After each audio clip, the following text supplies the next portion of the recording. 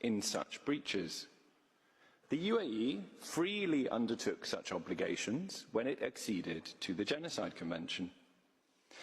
In its application, Sudan also claims that the UAE is responsible for acts of genocide committed by irregular armed units over which the UAE exercises direction and control. This will be an important issue for full argument at the merits stage, but it is not one that arises for consideration today. In its 1951 advisory opinion, referring to the special characteristics of the Genocide Convention, the Court emphasised that it was the intention of the United Nations to condemn and punish genocide as a crime under international law involving the denial of the right of existence of entire human groups. The rights of the Muslim human group to be protected from acts of genocide and related prohibited acts under Article 3 are beyond doubt. The Muslim are a distinct African, non-Arab ethnic group, and hence a protected group within the meaning of Article 2 of the Convention, which is on the screen. I start then with Sudan's right to seek the UAE's compliance with its obligation of prevention under Article 1 of the Convention.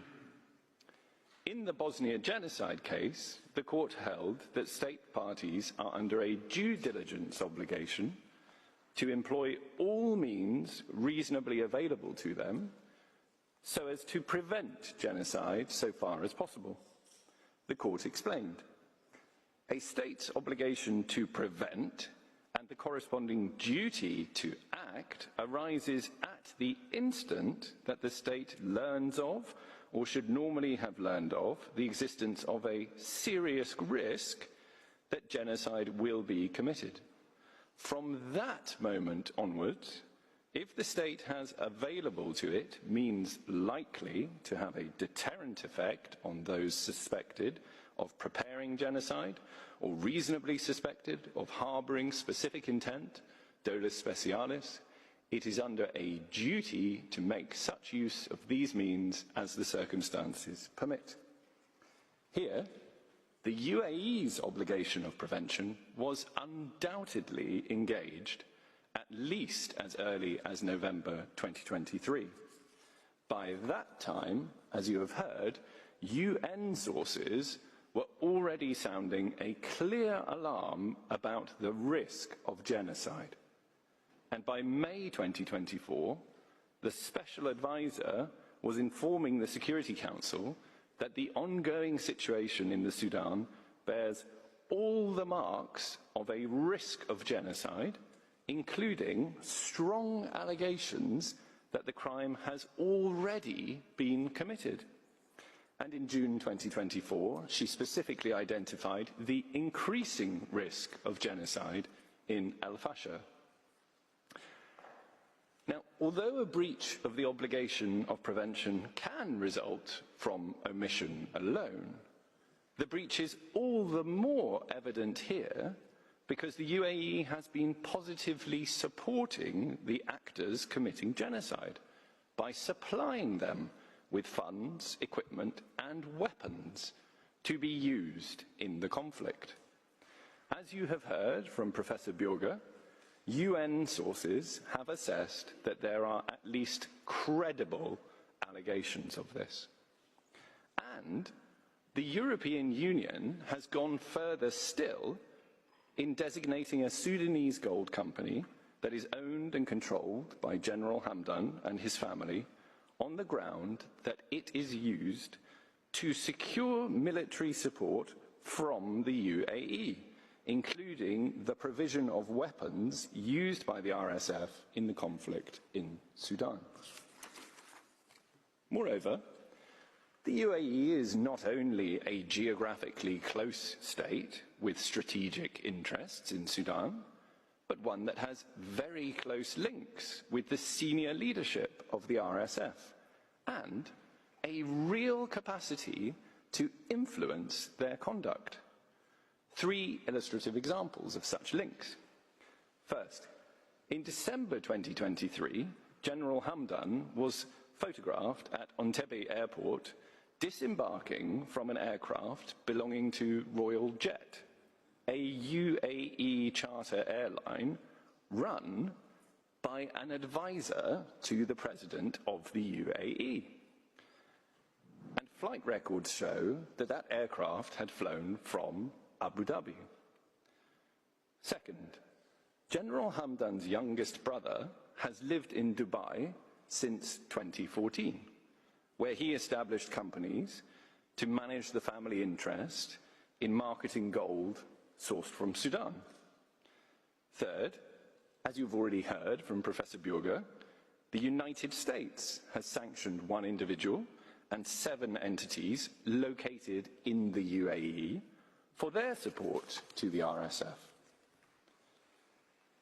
And in light of all this, there is every reason to view as at least plausible press reports stating that General Hamdan has very recently travelled to the UAE to meet with senior UAE officials and to discuss the potential reorganisation of the RSF following the government's liberation of Khartoum. I turn now to Sudan's right to seek compliance from the UAE in refraining from complicity in genocide. In its 2007 judgment in Bosnia genocide, the court held that there is no doubt that complicity, in the sense of Article 3, paragraph E of the Convention, includes the provision of means to enable or facilitate the commission of the crime.